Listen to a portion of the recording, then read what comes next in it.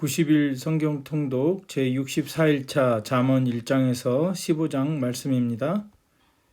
잠언 개관입니다. 잠언은 지혜로운 말씀들을 모은 책입니다. 대부분 잠언 3,000개를 지었다고 알려진 솔로몬 왕을 저자로 얘기하고 있습니다. 이 잠언서에는 약 800개 정도만 수록되어 있습니다. 다른 두 알려지지 않는 저자는 아굴과 르우엘이라는 이름의 왕입니다. 르우엘은 자신의 어머니의 조언을 전하고 있다고 말하고 있습니다. 그러니까 잠언은 세 명의 저자에 의해서 기록됐다고 할 수 있죠. 솔로몬과 아굴과 르우엘이라는 사람에 의해서 기록되어 있습니다. 잠언의 지혜는 하나님의 경외와 율법에 대한 순종에 기초하고 있습니다. 여호와를 경외하는 것이 지혜라고 설명하고 있고요.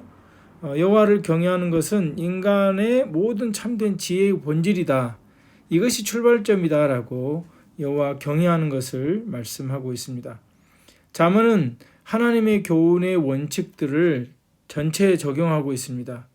잠언은 젊은이들에게 올바른 삶의 길을 가르치는 지혜로운 격언을 모은 교본이며 참된 지혜는 여호와 경외를 기초로 하고 있습니다.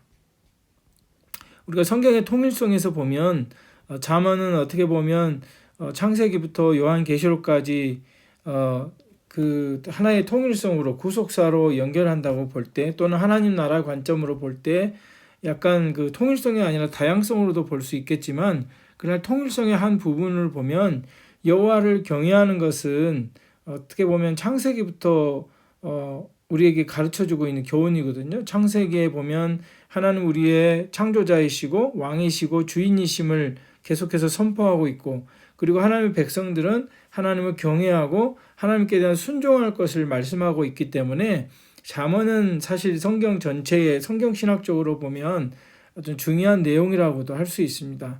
다양성 부분보다도 통일성 부분의 전체적인 맥락을 보면 그렇게 이해할 수 있을 것입니다. 잠언을 요약하면 첫 번째 제1번 잠언 1장에서 9장은 참된 지혜에 대해서 얘기하고 있고요. 두 번째 부분은 잠언 10장에서 31장 9절은 잠언 및 격언 모음집입니다. 그래서 10장에서 22장은 솔로몬의 잠언이고요. 그리고 22장에서 24장은 30가지 지혜로운 말에 대해서 설명하고 있고, 25장에서 29장은 솔로몬의 잠언 추가 부분이고, 30장은 아굴의 잠언, 31장 1절에서 9절은 르우엘 왕에게 주는 조언이고, 그리고 31장 10절에서 31절은 현숙한 아내에 관한 시로 이렇게 구분해 볼 수 있을 것입니다. 잠언 1장에서 9장 해설입니다. 참된 지혜가 무엇인가에 대한 주제입니다.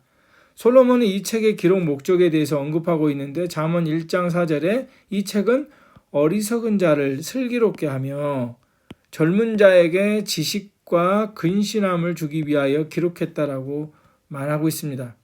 그것은 한마디로 지혜를 얻는 것인데, 지혜의 근본은 1장 7절에 여호와를 경외하는 것이라고 선언하고 있습니다. 잠언이 말하는 지혜는 여호와를 경외하며 의뢰하는 것이라고 계속해서 반복적으로 설명하고 있습니다. 잠언 1장 7절, 15장 33절, 16장 3절, 19장 23절에 여호와를 경외하는 것이 지혜의 근본이다라고 설명하고 있습니다. 모든 지식의 근본인 하나님을 제대로 알고 섬기며 경외하는 것에서부터 출발해야 한다는 것을 가르쳐주고 있습니다. 지혜는 하나님을 아는 지식을 통해서 얻어집니다. 지혜는 그릇된 행실과 나쁜 친구들로부터 지켜주고 올바른 길로 걷게 한다. 2장. 그리고 지혜로운 가르침을 마음에 받아들이고 겸손하며 하나님을 신뢰하라고 3장에서 가르쳐주고 있고요. 지혜는 생명으로 이끌며 그릇된 행실과 나쁜 친구들을 피하게 해준다. 4장에 설명하고 있습니다. 여자를 대할 때 지혜롭게 처신하고 자신의 아내로 만족하라고 5장에 얘기하고 있고요. 보증을 서지 말라 경고한다. 또 게으름을 주의하라. 하나님의 계명을 지키면 그것이 유혹하는 음녀에게서 구원해 줄 것이다. 6장에서 설명하고 있고요. 지혜는 사람들을 권면하여 유익을 주고 그들을 매혹하려 드는 한 여인으로 묘사합니다. 지혜를 예찬하고 있습니다. 7장 8장에는.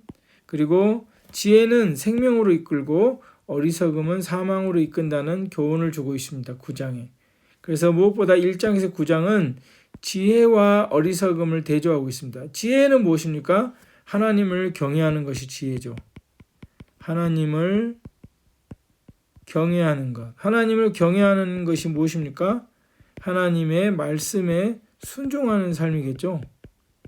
하나님 말씀을 경청하고 하나님 말씀을 순종하는 것이 하나님을 경외하는 삶의 태도이겠죠. 그리고 하나님을 왕이요 주인으로 섬기고 그리고 말만 왕이요 주인이 아니라 삶으로도 하나님을 나의 삶의 통치자요 나의 삶의 주인으로 여기면서 하나님께 순종하는 삶이 곧 하나님을 경외하는 것이겠습니다. 어리석음은 무엇입니까? 반대로 자기가 자기 인생의 주인이 되는 거죠. 자기가 주인이 되고 왕이 되는 인생입니다. 그래서 모든 것이 자기 중심으로 돌아가는 거겠죠. 하나님을 두려워하지 않는, 경외하지 않는 인생이 어리석은 인생이라는 것을 보여주고 있습니다. 잠언 10장 31절, 10장에서 31장 9절 해설은 잠언 및 격언 모음집입니다.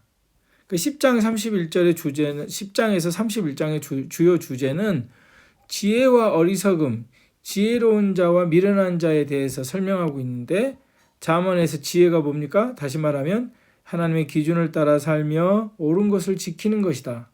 어리석음은 무엇입니까? 의도적으로 자기 자신의 길로 행하는 모습을 대조시켜 주고 있습니다. 그래서 우리가 지혜를 가지게 하려면 계속해서 하나님을 삶의 기준으로 삼고 하나님의 말씀에 따라 살도록 훈련하는 것이 지혜로운 사람으로 또는 키우는 것이고 지혜로운 사람으로 살아가는 것이겠죠. 지혜는 생명과 모든 것에로 인도하나 어리석음은 생명을 단축시키고 결국 죽음을 초래합니다. 지혜로운 자와 어리석은 자의 삶과 특성을 대조시켜 놓고 있습니다. 의인과 악인에 대하여 대조시키고 있습니다.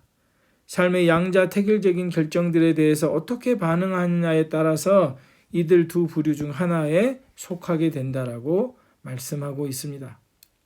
지혜에 대한 잠언의 정의에 의하면 지혜로운 자는 의로울 것이며 미련한 자는 항상 죄악의 주의를 배해야 한다. 하나님은 의인을 사랑하고 지키신다.